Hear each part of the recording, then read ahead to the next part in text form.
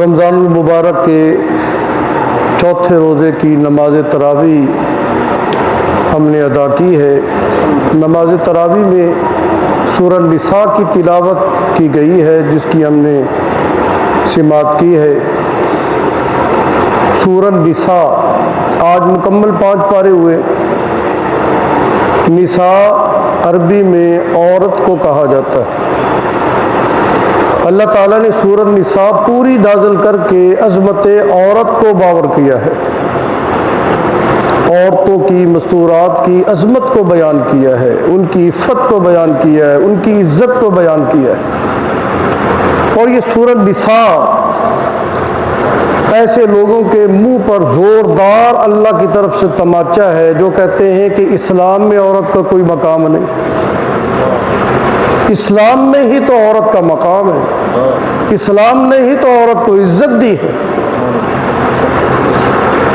یہودیوں کے ہاں عورت ننگی ہے، عیسائیت کے ہاں عورت گناہ ہے، ہندوؤں کے ہاں عورت عیب ہے کہ اس کا خامد جب فوت ہو جاتا ہے تو وہ عورت، وہ کہتے ہیں اب یہ کسی کام کی نہیں ہے، اس کی آگے شادی، اس کا نکاح ان کے ہاں حرام ہے۔ یہ تو ہے غیر مذاہب۔ اور اسلام مذہب میں یہ ہے کہ عورت اگر بیٹی ہے تو حضور نبی کریم صلی اللہ علیہ وسلم بڑی مجلس سے اٹھ کر اس کے استقبال کے لیے کھڑے ہو جاتے ہیں۔ اور عورت اگر بہن ہے، حضور نبی کریم صلی اللہ علیہ وسلم نے اپنی بہن سے کہا، رضائی بہن سے، کہ آپ کو آنے کی میرے پاس ضرورت نہیں تھی، آپ فقط پیغام ہی بھیج دیتی تو میں ان قیدیوں کو رہا کر دیتا، آپ کا اشارہ ہی میرے لیے کافی تھا۔ کتنی عزت دی ہے اپنی بہن کو۔ اور عورت اگر بیوی ہے تو حضور نبی کریم صلی اللہ علیہ وسلم حضرت خدیجۃ الکبریٰ سے فرما رہے ہیں کہ تو مجھ سے اگر میری چمڑی بھی مانگے تو میں دینے کے لیے تیار ہوں۔ جیسے کوئی اپنے محبوب کو کہتا ہے نا، میاں جان بھی حاضر ہے، تو اللہ کے پاک پیغمبر اپنی بیوی سے فرما رہے، یہی تو قابل محبت ہے۔ مقام محبت بیوی ہے، نظر محبت بیوی پر ہی رکھی جائے، بیوی کو ہی اپنی توجہ کا مرکز بنایا جائے۔ اور اگر عورت ماں کے روم میں تو حضور نبی کریم صلی اللہ علیہ وسلم نے فرمایا کہ اللہ نے تو جنت کو ماں کے قدموں میں لا کر رکھ دیا، جنت کو ماں کے قدموں میں ڈال دیا۔ اور ماں کے متعلق حضور فرماتے ہیں کہ میری ماں اگر آج حیات ہوتی، میں فرض نماز بھی پڑھ رہا ہوتا، پھر وہ مجھے آواز دیتی، محمد کہہ کر بلاتی، تو میں نماز چھوڑ کر اپنی امی کی بات سننے کے لیے حاضر ہو جاتا۔ اتنا مقام ہے۔ اور اسلام نے کیا مقام دیا کہ ماں کو محبت کی نظر سے بیٹا بیٹی دیکھ لے تو حج مقبول کا ثواب۔ حضور نبی کریم صلی اللہ علیہ وسلم اپنی والدہ کی قبر مبارک پر پہنچے، جبکہ آپ کا بچپن تھا، پھر آپ جوانی میں بھی گئے اور آپ بڑھاپے میں بھی گئے، اور قبر سے لپٹ کر آپ روتے رہے اور اپنی ماں کے لیے دعائیں کرتے رہے۔ جانتے ہو کہ اسلام سے پہلے عورت کا کیا مقام تھا؟ جب یہ گھر میں پیدا ہوتی، اس گھر میں یہ سمجھا جاتا کہ گناہ آ گیا ہے، یہ سمجھا جاتا کہ اس گھر میں عیب آ گیا ہے، اس گھر کی یہ کمزوری ہے کہ بچی پیدا ہوئی۔ پھر جب بچی پیدا ہوتی تو باپ اپنے ہاتھوں سے اس کو جنگل میں جا کر دفن کر کے آ جاتا۔ عورت کو عیب جانا جاتا، عورت کو گناہ سمجھا جاتا۔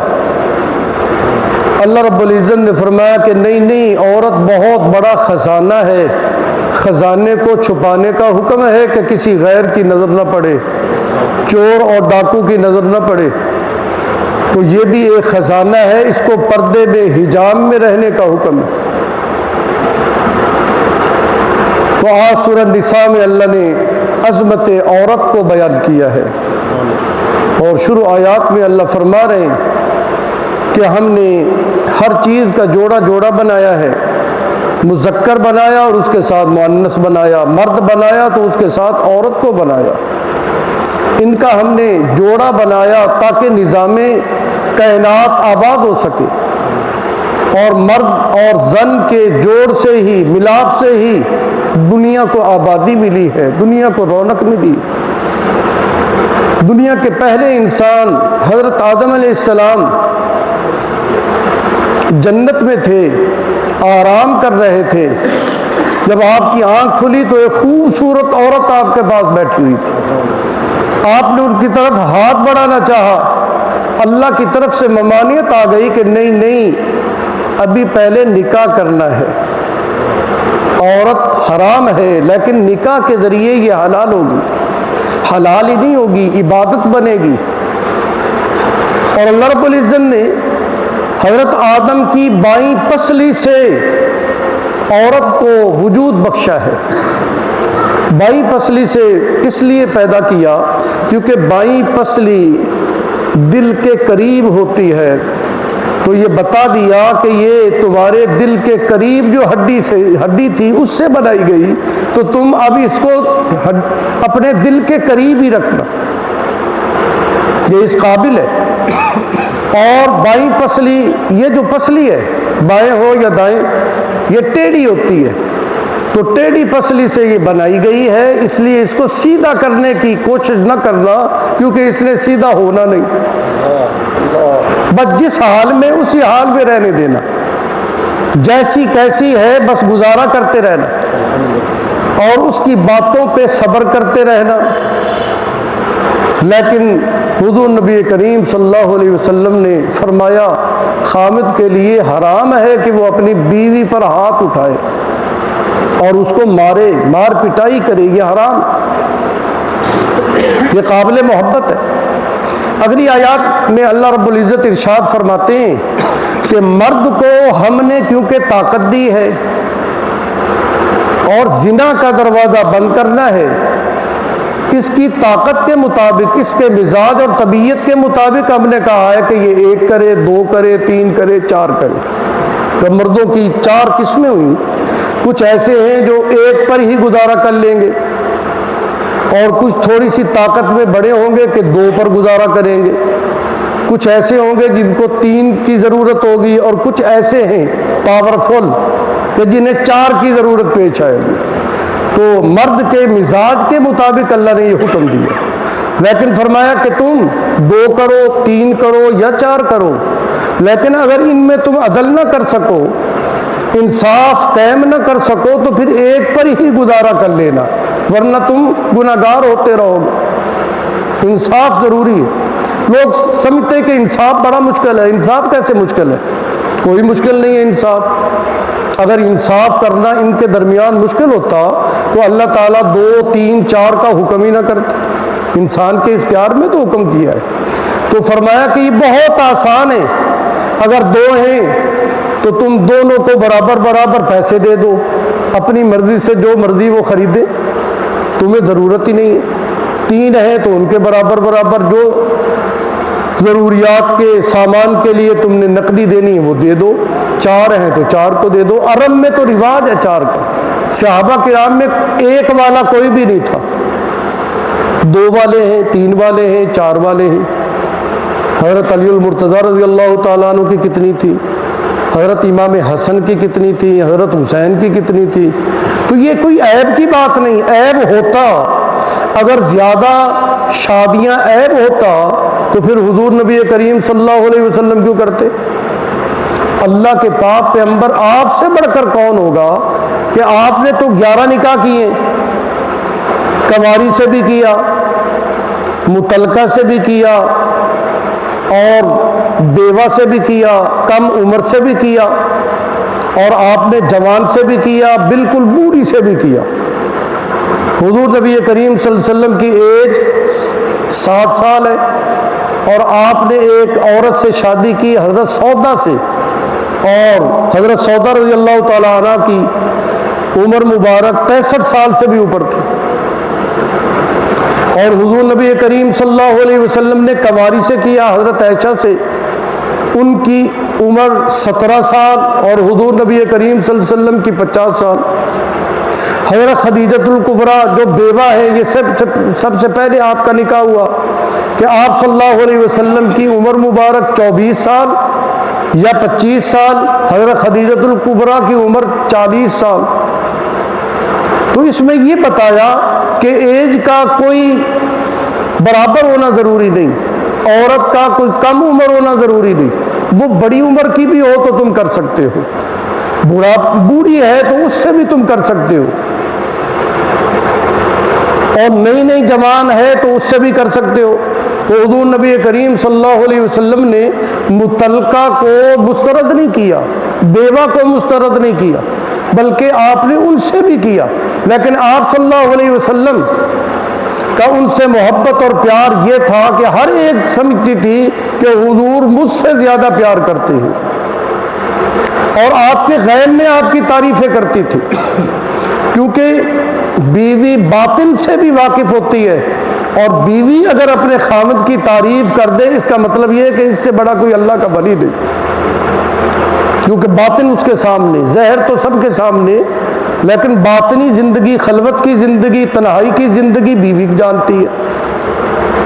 اور فرمایا کہ اگر تم اپنے گھر والوں سے بہتر ہو تو تم بہترین انسان ہو، یہ معیار اور قسمتی بتایا بہترین ہونے کی۔ تم بہترین کیسے ہو؟ کیا تمہیں دوست کہیں تو بہترین؟ فرمایا نہیں۔ کیا رشتہ دار کہیں کہ تم بہترین؟ فرمایا نہیں۔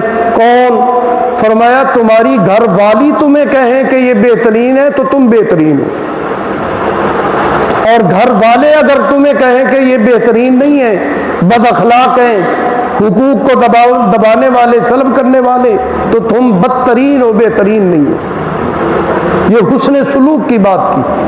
اور آگے چل کر حضور نبی کریم صلی اللہ علیہ وسلم پہ یہ آیات کریمہ نازل ہوئی،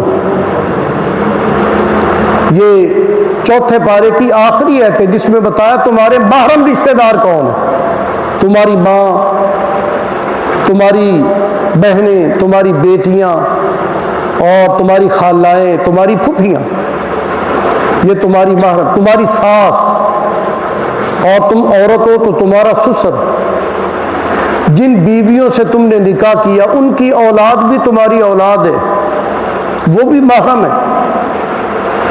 تو یہ محرم رشتے حضور اللہ رب العزت نے گنوائے ہیں، اس کے علاوہ باقی سارے غیر محرم ہیں، چچا زاد بہن، خالہ زاد بہن، پھوپھی زاد بہن، یہ سالی ہے، اور یہ دیور ہے، یہ جیٹھ ہے، یہ سب غیر محرم رشتے ہیں، ان سے پردہ فرض ہے، رشتے ہیں لیکن غیر محرم ہے، پردہ ضروری ہے، شرعی پردہ کریں۔